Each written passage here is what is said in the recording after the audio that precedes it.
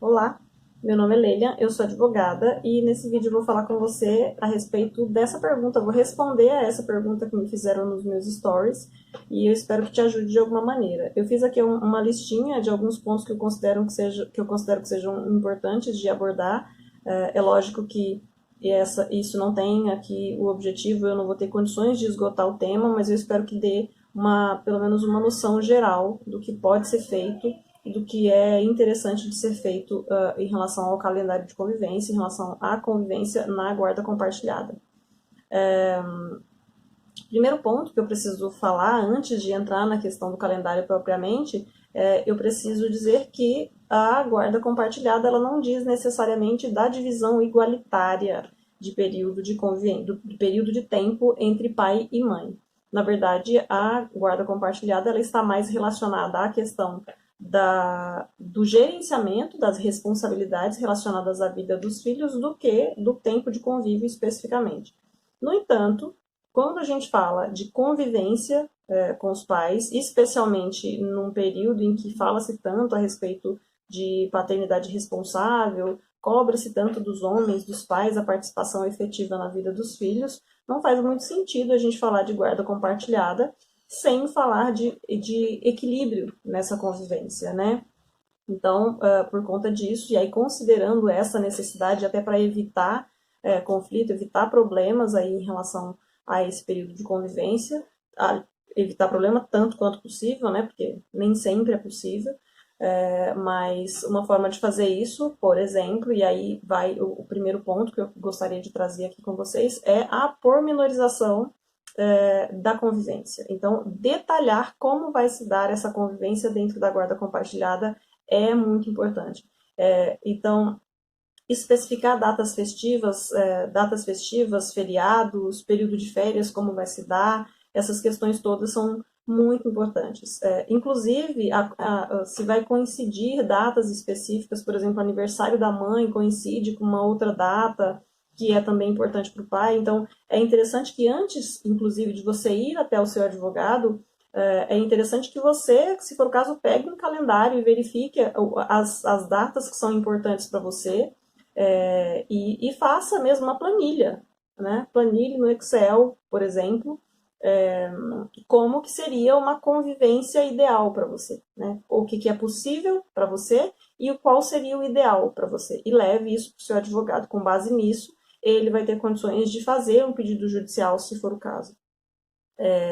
Se não for o caso de pedido judicial de convivência, e a gente estiver falando, por exemplo, de uma situação em que os pais não têm a guarda fixada na justiça e só precisam ter um norte para essa convivência, é possível você fazer isso também, faz um calendáriozinho com as suas datas e troca isso por e-mail, eleja, eu recomendo que seja eleita um meio de comunicação, então você vai tratar tudo sobre a convivência com os seus filhos, sobre os seus filhos, por exemplo, via WhatsApp, e faça isso, encaminhe via WhatsApp, faça isso sempre via WhatsApp. Se é e-mail, faça isso sempre através do e-mail, isso facilita muito na hora se você precisa apresentar todas essas informações para um juiz, por exemplo, porque você não conseguiu resolver de modo amigável.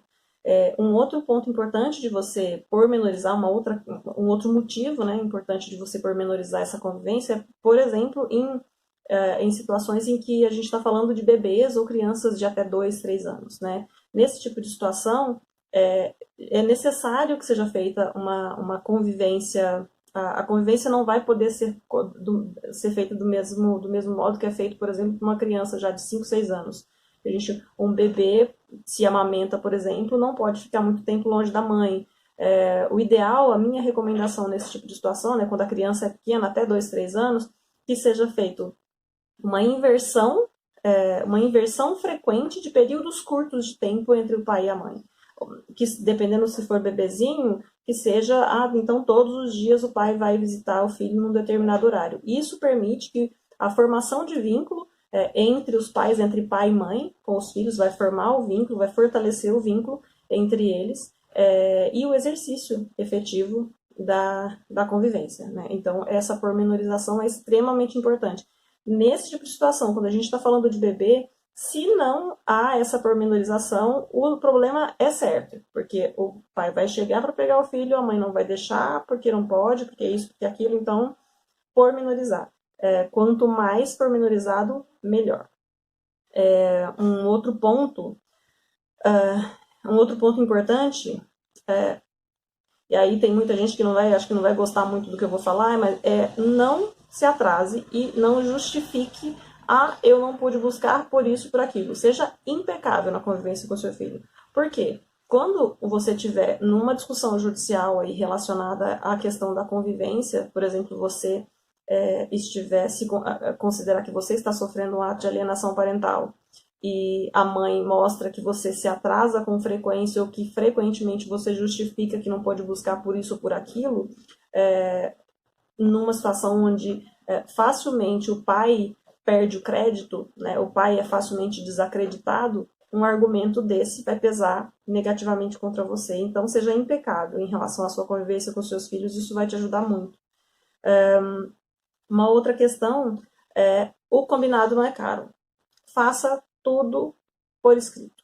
Então, o que eu falei antes, eleja um modo de comunicação, se é e-mail, o e-mail, se é WhatsApp, se é WhatsApp, o WhatsApp, se é telefone, telefone, mas registre tudo o que for combinado, né?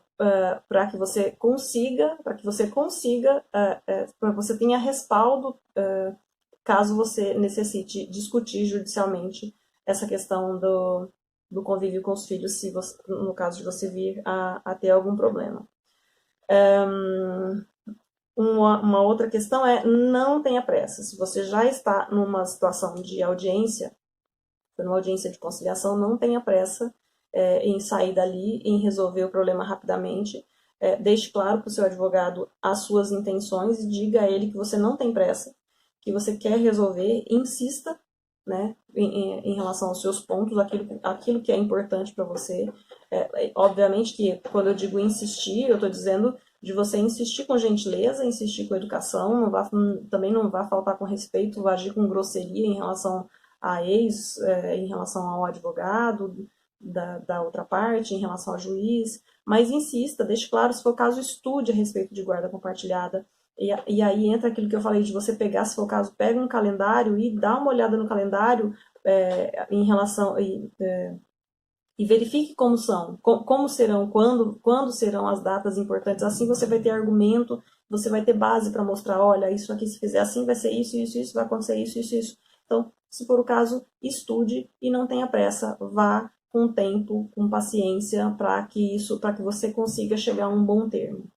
Um último ponto que eu considero que seja extremamente importante lute pela não fixação do endereço de residência se você vive na mesma cidade que a mãe ou o pai do seu filho.